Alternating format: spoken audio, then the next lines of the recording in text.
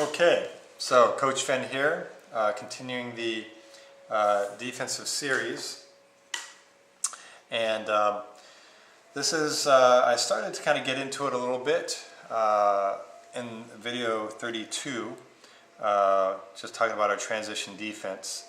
But if there's a take-home point to defense, and it's offense too, but defense really requires you to talk to each other. And I'm going to talk about the half-court defense. It's also called the front court. This is, we take a shot and they get the ball. This becomes the back court. As they get the ball into their scoring zone, this becomes the front court. I'm going to talk about them breaking our trap. And once we get into the half court, since we're trying to let it come and get them to shoot or get the turnover, give them pressure and make them work, wear them out, there's some points that I want to refresh. So let's go ahead and start to have fun here. Let's say we're gotten towards the end of our 12 seconds, and the ball gets here to 2, and 2, because of various reasons, screens or penetrate and out, inside, and post entry and weak side passes. Anyway, 2's got the shot. Well, let's start to talk about this. Ball goes up. What happens? I shot the ball outside the arc. It's not inside the arc, so it's not closest.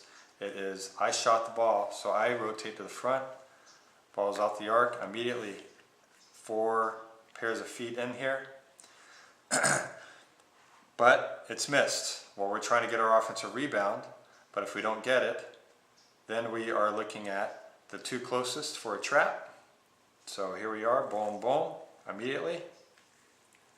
4 is thinking, I'm a safety.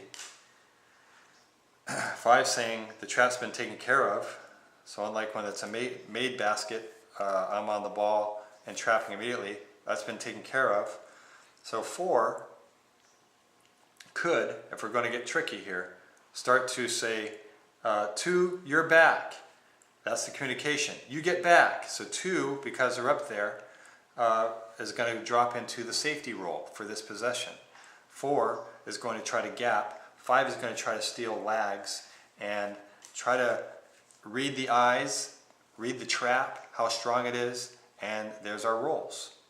They've been switched around a little bit off of communication.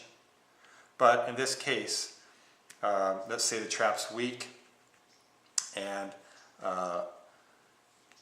5 is able to bounce past something into 4, who then gives it off to 1, and they're off and running, and 2 is letting it come, and 4 is now, let me just read all this. Could we get a back tap? Can we shoulder run them? 5's the closest, so I'm going to start to shoulder run them because 2's saying back. 4 is reading this. 3's sprinting hard to get ahead of these guys that are coming up the back side, because ultimately we're going to try to lock down if they stay here. Now if they keep going down there, we're going to just keep following them down there. But we're into the let it come, make them shoot. Let's say 5 couldn't get to them. 2's trying to do their job, but 5 was able to, these 2 chasers were able to communicate to prevent it from going out there. 1's holding onto the ball. All of a sudden, 1 and 3 had energy the whole time to make sure they stay in front of these guys. And you lock down. Now we got them.